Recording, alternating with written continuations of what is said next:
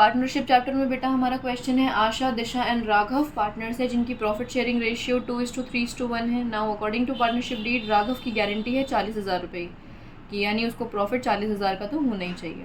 The net profit for the year ended जो था वो 1,20,000 का बैठा। अब P&L अप्रोप्रिएशन में हमें इसको शो करना है। आ जाओ कैसे शो करेंगे, देखो P&L अप्रोप्रिएशन अकाउंट आप बनाएंगे, यहाँ लिखेंगे P&L अकाउंट, नेट प्रॉफिट भी लिख सकते हो आप, बाय लगा दो, वो तो मुझे पता है, आप लोगों को पता ही है। प्रॉफिट इनका 1,20,000 रुपये का हुआ है, देखो 1,20,000 हमने यहाँ लिख दिया।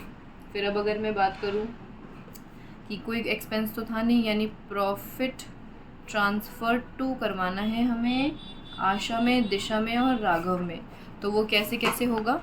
यहाँ पर टोटल प्रॉफिट इनका 1,20,000 का है, देखो 1,20,000 का है। अब ये 1,20,000 रुपये इन तीनों पार्टनर्स में बटेंगे 2:3:1 की रेशियो में।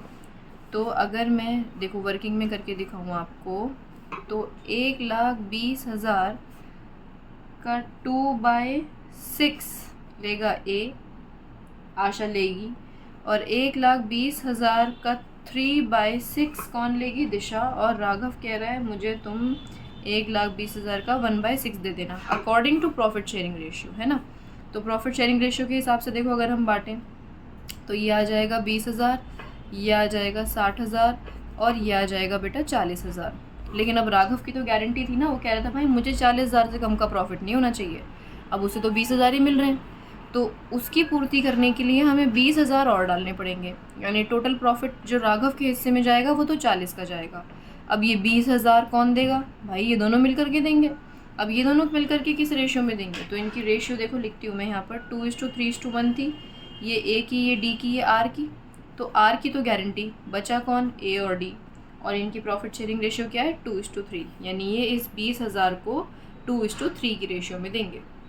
तो अब आप इस 20,000 के 5 हिस्से करो, और जिसमें से 2 हिस्से कौन देगा, ए, और दिख रहा है ना आप लोगों को, और दिशा कह रही है 20,000 के 5 हिस्से में से 3 मैं दे दूँगी भाई। तो 5 करेंगे तो ये 4 आएगा, तो 12 ये और 8 ये देगी। तो ये अपने प्रॉफिट में से 8,000 रुपये निकाल दे, ये अपने प्रॉफिट में से 12,000 रुपये निकाल दे, और दोनों मिल करके इसको 20,000 रुपये दे देंगे।